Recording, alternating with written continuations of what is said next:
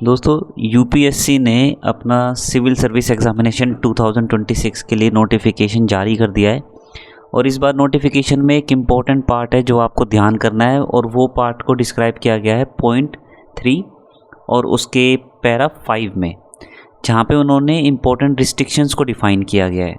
अगर हम इन रिस्ट्रिक्शंस की बात करें जो एलिजिबिलिटी को भी दर्शाती हैं फ्यूचर के लिए, तो उनको मेनली 3 पार्ट में बांटा जा सकता है। पहला हिस्सा आईएएस एंड आईएफएस से रिलेटेड है, दूसरा आईपीएस और तीसरा है रिपीट अटेम्प्ट्स के रिगार्डिंग।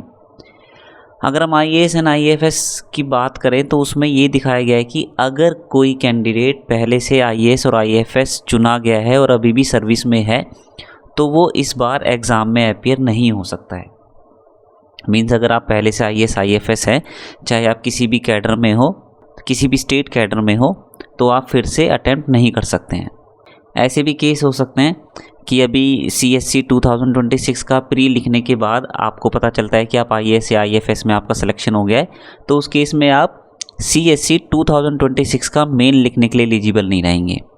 और इसी प्रकार अगर आपका सिलेक्शन सीएससी 2026 के मेंस के बाद होता है और तब आपका रिज़ल्ट आ जाता है जिसमें आप पिछले वाले किसी एग्जामिनेशन में आप आईएएस और आईएफएस चुने जाते हैं, तो आप सीएससी 2026 के 26 में आपको किसी भी सर्विस एलोकेशन के लिए कंसिडर नहीं किया जाएगा। मीन्स अगर आप आईएएस और आईएफएस हैं सीएससी 2026 के रिज़ल्ट आने से पहले, तो आपको सीएससी 2026 की किसी भी सर्विस एलोकेशन के लिए कंसिडर नहीं किया जाएगा।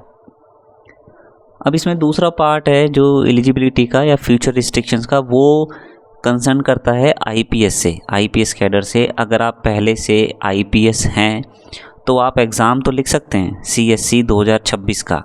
जैसे अगर आप आईएएस आईएफएस है तो उस केस में तो आपको सीएससी 2026 में एग्ज़ाम लिखने के लिए भी बाध्यता है कि आप अपीयर ही नहीं हो सकते। लेकिन अगर आप पहले से आईपीएस हैं तो उस केस में आप सीएससी 2026 में अपीयर हो सकते हैं, लेकिन रिज़ल्ट आने पे आपको आईपीएस के लिए कंसिडर नहीं किया जाएगा। आईपीएस के अलावा किसी और सर्विस के लिए आपको कंसिडर किया जा सकता है, लेकिन आईपीएस के लिए कंसिडर नहीं किया जाएगा। मीन्स आप आईएएस या आईएफएस में आपका सिलेक्शन हो सकता है, सेंट्रल सर्विसेज है जो ग्रुप ए सर्विसेज है उसमें हो सकता है, लेकिन आईपीएस में आपको ऐसा नहीं कि भाई आप अपना कैडर सुधार लें, वो नहीं होगा, क्योंकि आईपीएस के लिए आपको कंसिडर ही नहीं किया जाएगा। तीसरी जो एक जो कंडीशन है वो पर्टेन करती है आईपीएस और सेंट्रल सर्विसेज ग्रुप ए वाले उन कैंडिडेट से जो सीएससी 2026 में क्वालिफाई करके आईपीएस या central service group a service को हासिल करते हैं। तो उनके लिए ये एक अब की बार अलाउ किया गया है कि जो कैंडिडेट सीएससी 2026 क्रैक करने के बाद आईपीएस या फिर ग्रुप ए सर्विस को एलोकेट किए जाते हैं तो वो फिर से सीएससी 2027 में भी एग्ज़ामिनेशन दे पाएंगे। लेकिन उस केस में कंडीशन ये होगी कि जो 2026 के थ्रू वो जो चुने गए थे उनको वहाँ से एक ट्रेनिंग एग्जाम्शन लेना पड़ेगा। और याद रखें ये ट्रेनिंग एग्जाम्शन सिर्फ एक बार ही दिया जा सकता है। ये जिस तरीके की रिस्ट्रिक्शन अभी यूपीएससी लाया है ये आप लगा लीजिए एक सिर्फ ट्रांजिशन फेज़ के लिए है कि अगर आप 2026 के माध्यम से आईपीएस या ग्रुप ए सर्विस में चुने जाते हैं तो आप सीएससी 2027 में फिर से एग्ज़ाम लिख सकते हैं। लेकिन उसके लिए आपको पहले से चुनी गई जो आपको सर्विस में चुना गया है वहाँ से ट्रेनिंग एग्जाम्शन लेना पड़ेगा। उसी के बाद आप सीएससी 2027 में फिर से अपीयर हो पाएंगे।